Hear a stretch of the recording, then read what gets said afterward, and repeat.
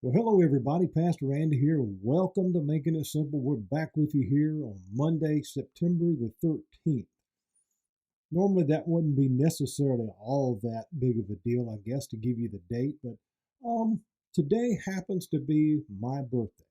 Not that that makes a hill of beans, but just kind of a neat thing. I've heard from so many people today that normally just wouldn't be a reality if we're just honest. That is the magic of platforms such as this, is connecting with people all over the world.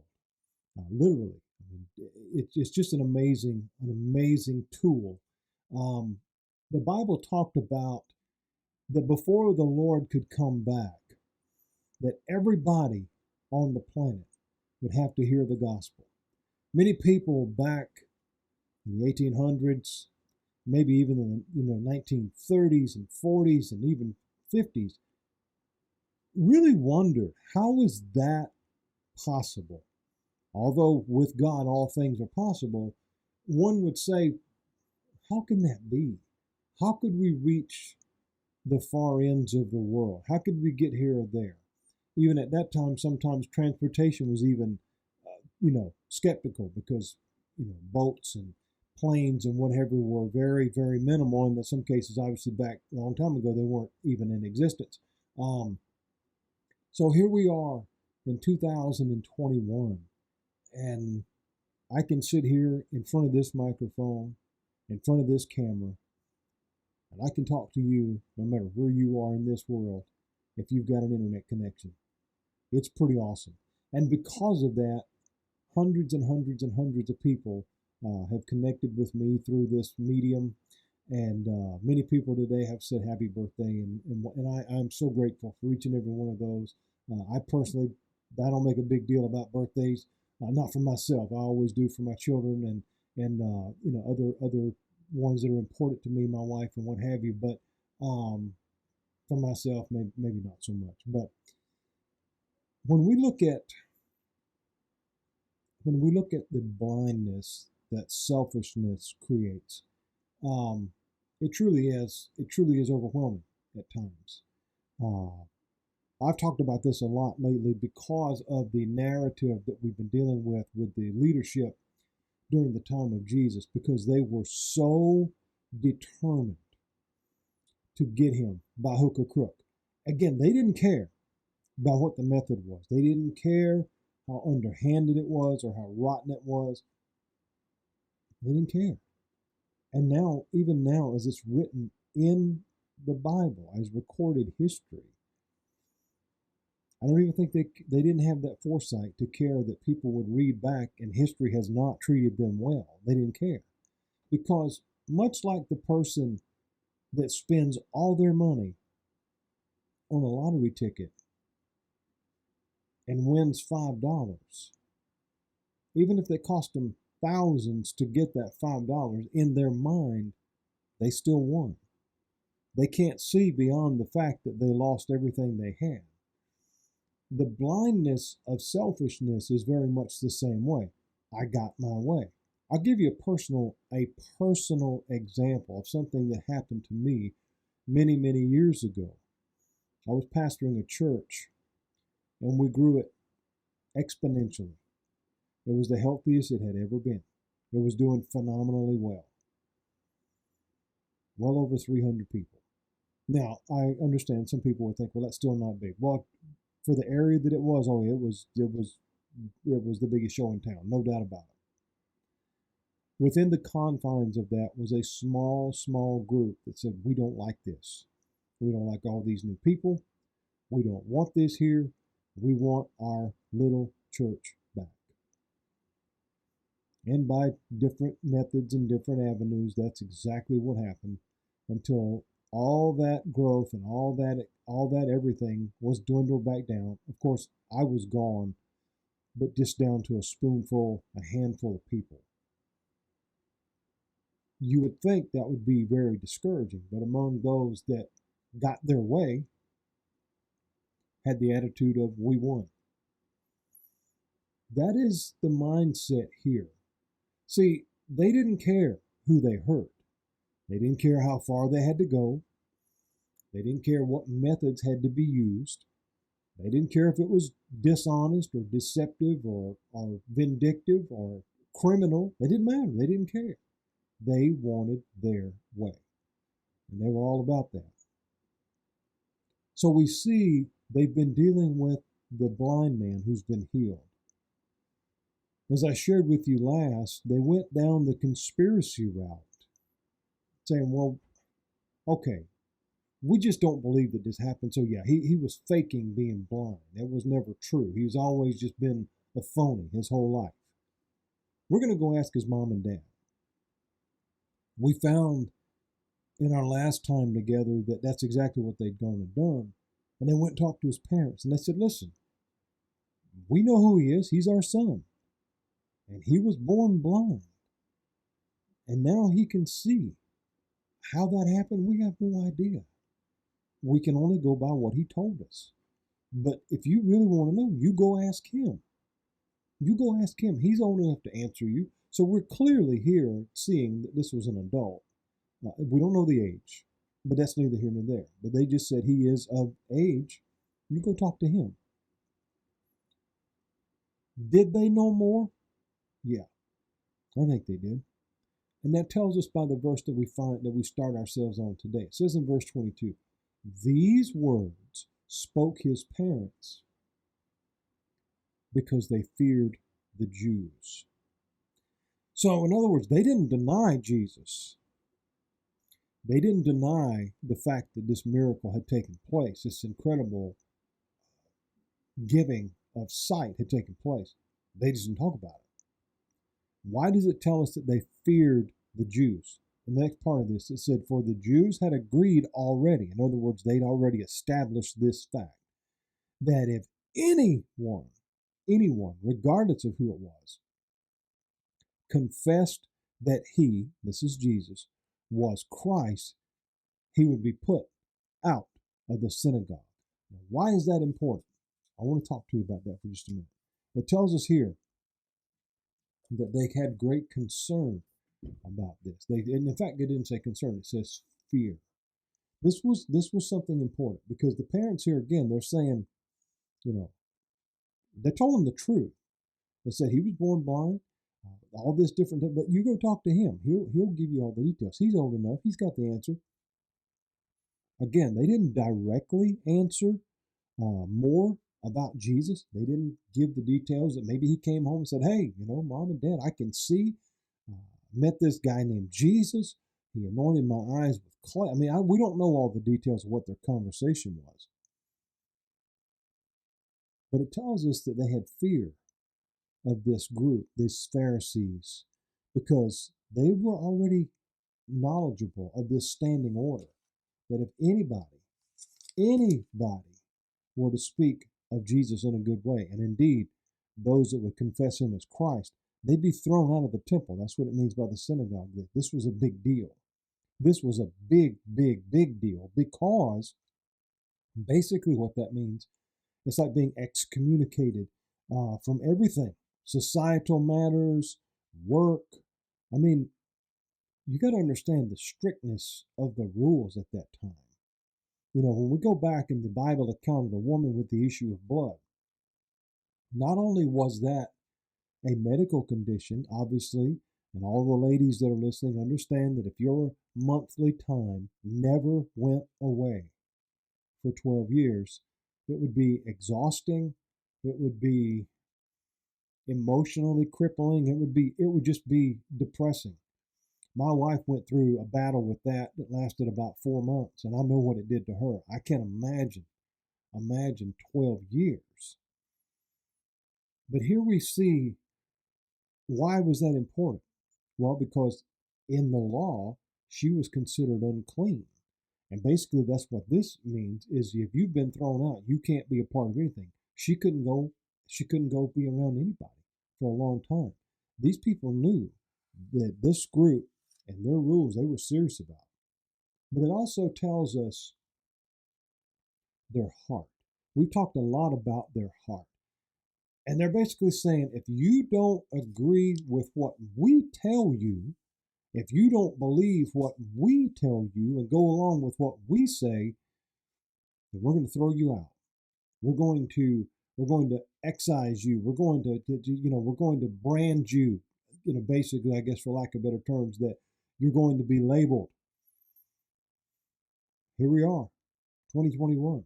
If you don't agree with what we say, if you don't go do this, if you don't take that, or whatever, you're going to be deemed and doomed and damned and called names and everything on TV every day and shamed.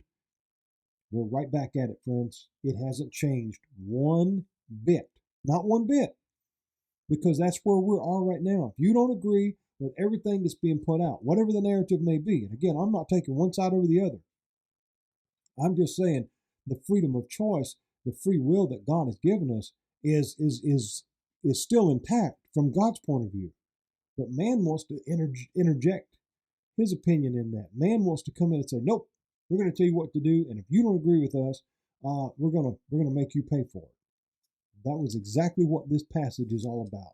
If you don't not talk about Jesus like we told you not to, we're going to make your life miserable. That's what it was all about. Later, the disciples would be challenged by the same thing. They would be told, you can continue to preach and teach all you want. You will not do it in the name of Jesus. And their rebuttal to that was, are we going to please you or are we going to please God? Friends, there is coming a point, and hear me, there is coming a point in the believer's life, you will have to make that same decision. Who are you going to please? The government or God? I don't say that to be controversial. I don't say that to be political. I'm just telling you, it's on the way. And we need to make sure where our heart is at and where we're going to stand. Because there's no gray area with God. We're either in or we're out. That's not being mean. That's not being judgmental. That's not being cold-hearted or anything. That's just fact. We cannot continue to ride the fence. It's one or the other. It's the world's ways or God's ways. And what you have to understand is one is temporary and one is eternal. Which one are you going to follow? That's the bottom line. That's what it comes down to. So, as always, when one doesn't get their way, but they're determined to do so, they don't let it go. So they didn't get the answer they wanted from mom and dad. And they said, well, you go ask him. He'd already told them, and they knew that. Whether mom and dad knew that or not, I don't know. We're not told here.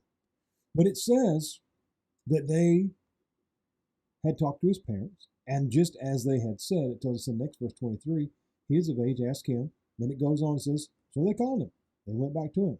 And they called this man who was once blind and said unto him, give God the praise, for we know that this man is a sinner. What were they talking about? Okay, let me break this down. They called him back.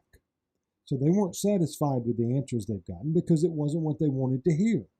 They're going to keep digging that hole until they finally strike the amount of water that they're looking for. They refuse to accept the fact that they're wrong. They will not do it. And so they say here, give God the praise. But what does that mean? Okay, I want us to back up on that just a minute. They called him back in because they weren't going to let it go. But I want you to understand something. They're still looking at a literal, walking, supernatural miracle. A person who has never, ever seen has been given sight. But yet still not one time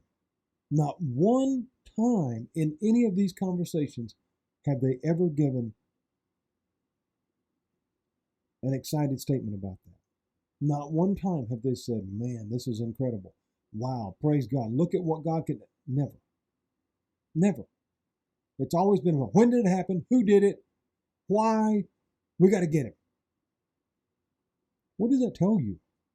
I want you to stop and think about it. Regardless of what you do or don't believe, Stop and think about that. You witness something that cannot happen, is completely out of the realm of normalcy, is completely out of the realm of physical possibility. It can't be done, but yet still it happened. And you know, without a question, it was something supernatural. God had to have done. You can't deny, regardless again of your affiliation or your belief or anything. But yet still, the refusal to acknowledge that, the refusal to embrace that, just leads to a darker blindness. Again, selfishness is blinding. I got to go back to that. And so in this conversation, they're saying to him, we want you to give God the praise.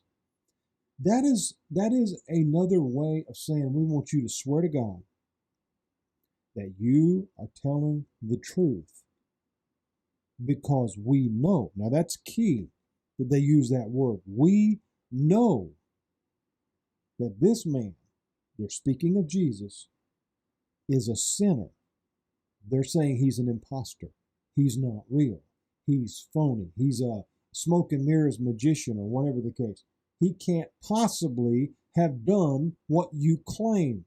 So they're still not believing that he was ever really blind. They're still holding on to that nonsense. They're so unwilling to embrace the fact that Jesus is exactly who he says he is, even though John chapter 3, in the conversation with Nicodemus, he said, we know. So see, they contradicted themselves all the time. That is what liars and deceivers do. They don't remain consistent in what they're saying. That's where the problem is. That's what we see in modern day politicians and different ones of such a walk and leadership, because when things aren't going their way, they try to create a narrative to make it go that way. Again, that's not to be controversial, conspiratorial, or anything else. That's just fact. And we see the blueprint for it right here. You know, when we can use the acronym for the Bible as the basic instructions before leaving earth, we can also see it as the blueprint for everything that there is going on right now. Everything that we see happening right now, it's not new. There's been corruption, there's been lies, there's been fraud, there's been cheating, ever since there's been people. Because evil and wickedness dwells within the heart until one comes to know Christ. That's just fact, friends. That's the way that it works. That's the enemy's playground. We see here in this verse the refusal to acknowledge something incredible, the refusal to acknowledge something beautiful in the healing of this blind man. And rather than embracing this wonderful moment in this man's life, they're saying, no, we want to come after the one that did it, because he's got to go, because he makes us look bad. Shame on you. That's what the blind man should have said. And maybe in his heart he did, I don't know. But shame on you. And I say that to anybody in those positions today. Shame on you.